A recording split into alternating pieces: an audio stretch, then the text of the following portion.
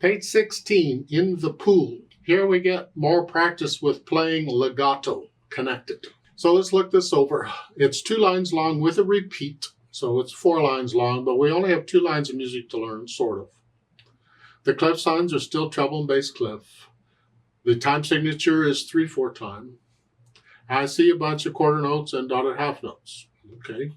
For the most part, I'm playing one hand at a time, so I'll take them together. The left hand starts here, that puts the hand here. And the right hand is here, that puts here. And those are the only finger numbers you need. You don't need any other finger numbers. Please read the notes, not the numbers. So it's 1, 2, 3, 1, 2, 3, 1, 2, 3, in and out. I'm just lowering the hand down here on it. I just here and then measure 5, 1. And then this is tied, and now you add these to it. It's an E and a G. And don't read those finger numbers. You need to know it's an E and a G, and you need to know which fingers are on those keys. That's what I'm after. And then you need to repeat it. However, there's a note there above it says, play again 1 octave higher. So when you repeat it, they want you to go up. Just pretend middle C goes up like we do on the duets. So we're here. And then when you repeat it, rather than here, you're up here. And the right hand's up here. Okay, that's a problem. Let's talk about it. How are you going to get from here to here? Here. Right hand's not playing. It's the left hand that you got to deal with because it plays. So the right hand, you just get out of the way. So I'm here at the end, and then I'm here. Okay, that's what we're after. Now, once we add in the phrasing, and I'll talk about phrasing in a minute, you lift up. Well, here when you lift up, you also move. You lift up and move. And it's a nice, gentle, fluid motion. It's not a quick, jerky motion or nothing. You just lift up and move. So you practice that. These notes, you're going from here to here. So these fingers to this finger. Get that where you're sort of comfortable with it. You have to look at the keyboard for that one, of course. It's here. We practice hand moves in piano when we need to, because the beat has to be a steady beat. You don't mess up the beat because you're moving the hands. No. No hesitations there. It's a 1, 2, 3, 1, 2. Okay? And then once you're playing this, then you can get the right hand. As you're doing that, you get the right hand in place. Here. It's easier to move one hand and concentrate on it than trying to get both hands where they go. We'll do that later.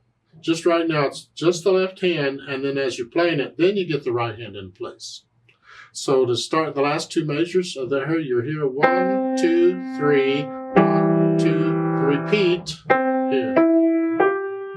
Here, so I get that. That takes time and practice to get, but all right, they're doing it, so here we go. Now, once I have the notes and the rhythms okay, I go back, get rid of the hesitations. Then I'll add in the articulation. We got these slurred lines that tell us legato again. However, they're hinting at another type of articulation, so I'm going to talk about it a little bit now, and I'll talk about it more when they do. You see, when we're talking, just regular talking, we generally talk in sentences. And there's usually a little bit of silence between the sentences, just a little bit. Sometimes we take a breath. If we have a really long sentence, sometimes we have to take a breath in the middle, but otherwise we would say the whole sentence in one breath, typically. Well, in music, we have a thing called musical sentences. These are musical thoughts. They're called phrases. It's a phrase.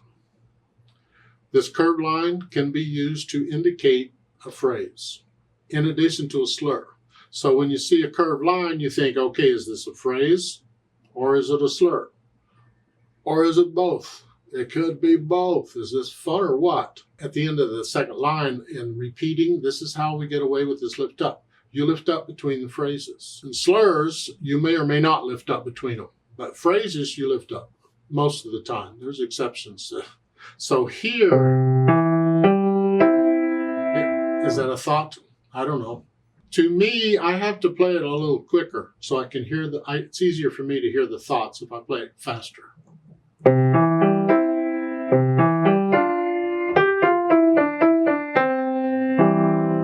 Could be the first 2 measures is a phrase in itself. If it is, I'm going to lift up.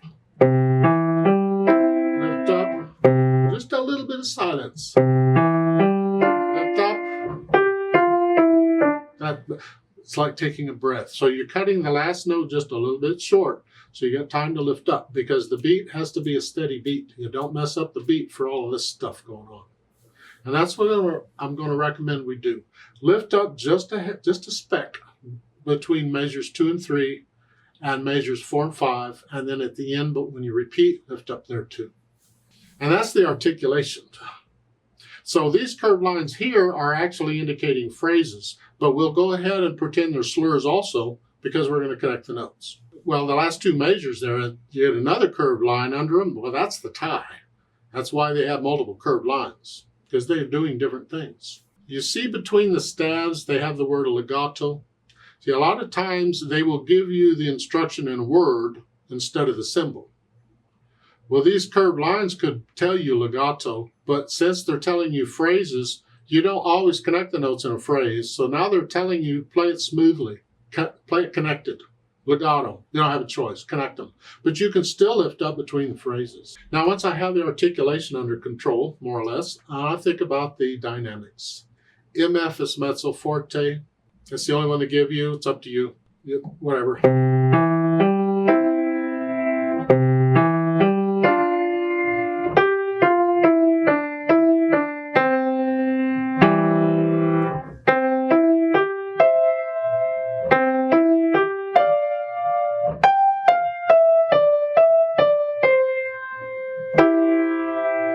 Now, normally I would tell you, play the melody at that and everything else is under it. So this splash at the end, wherever it is, I would have told you to play that softly because this other note's the melody. That's what we want to hear.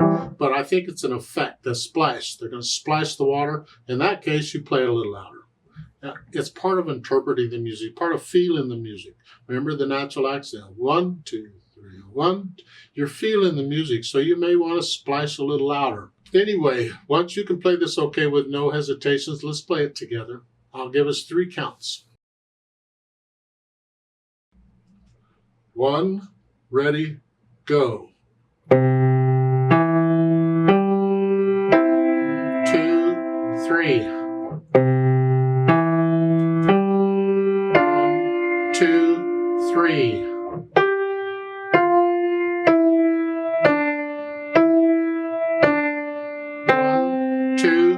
3, 2, repeat. 2, 3. 2, 3.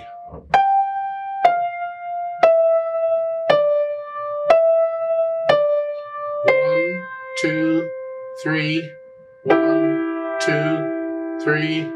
Off.